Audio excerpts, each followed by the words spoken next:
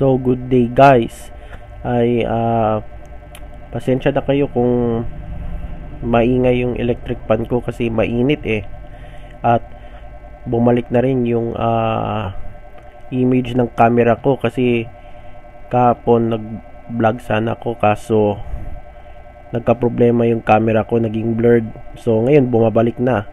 Papayusin ko sana to kaso bumalik na siya agad. So thankful na bumalik na yung camera ko, at bumalik na sa malinaw. So kumakalat sa social media ngayon itong posibleng line-up ng administrasyon ni President Bongbong Marcos Jr. Ito yung Uniteam 2.0 or mas kilala na sa tawag ngayon na Alyansa ng Bagong Pilipinas. So ito yung mga pinafloat na mga kandidato nila at hindi pa tayo sigurado kung ito ba yung kanyang line-up na susuportahan ni PBBM. At speculation lang ito at hindi pa official na line-up. Tingin ko mga September malalaman na natin kung sino yung mga 12 na line-up ni PBBM para sa midterm election 2025. So ito yung mga senatorial candidates na posibleng susuportahan ni PBBM.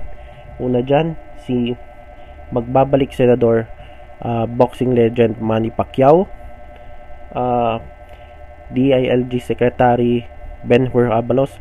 Okay din sana itong si Abalos kaso mas prefer ko na manatili na lang siya dyan sa DILG. Kasi mahirap kasing laban ngayon kasi nandyan yung mga incumbent at saka yung mga dating senador na magbabalik sa Senado.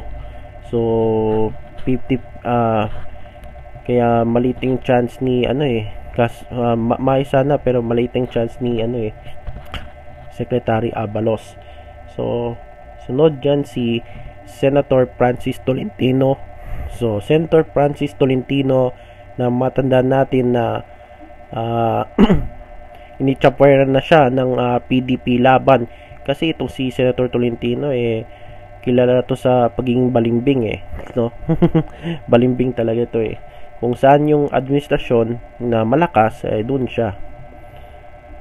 Sunod si Senator Bong Revilla, Erwin Tulfo, magbabalik senador na si Tito Soto na dating Senate President, magbabalik senador din si Ping Lacson. I don't think kung sasama si Ping Lacson sa lineup ng administrasyon. Tingin ko si Senator Lacson kasi pragmatic to alam natin yung yung sa Senado ginagawa niya, pragmatic talaga. At tingin ko mag-independent yan, magsasariling kampanya na lang ito si Senator Ping Lacson. Pwede naman siya isama sa kandidato ng administrasyon, mga guest candidate na lang Sumunod dyan si Senator Lito Lapid, si Primo, sino pangalan niya, si Pinunong Primo ng Batang Quiapo, si Mayor Makati Mayor Abby Binay, si Senator Nancy kasi term limit na siya at ang papalit dyan itong si kapatid niya, si Mayor Abby. Next si Senator Pia Cayetano, Senadora Amy Marcos.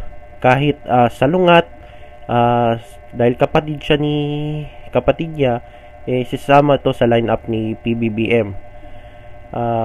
Kasi itong si Senator Amy, mas malapit ito kay kay BP Sara.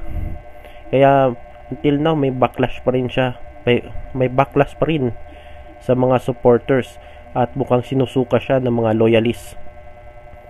At last dyan si anak ni Cynthia Villar at ni Manny Villar, itong si Camille Villar na napapansin nyo sa mga kalsada tad-tad na mga poster. Sigurado tatakbo yan si Camille Villar. So yan yung dosing line-up ni posibleng 12 line-up sa pagkasenador ni PBBM. At iboboto nyo ba yung mga kandidato ni PBBM? Nasa inyo na yan guys, kayo nang humusga dyan. At panawagan ko kay President Bongbong Marcos, sana kumuha naman siya yung mga matitinong kandidato, yung low profile pero may bubuga. Kaso mas malakas tong mga tingnan mo, mga incumbent, mga artista. Syempre yan yung pambato niya.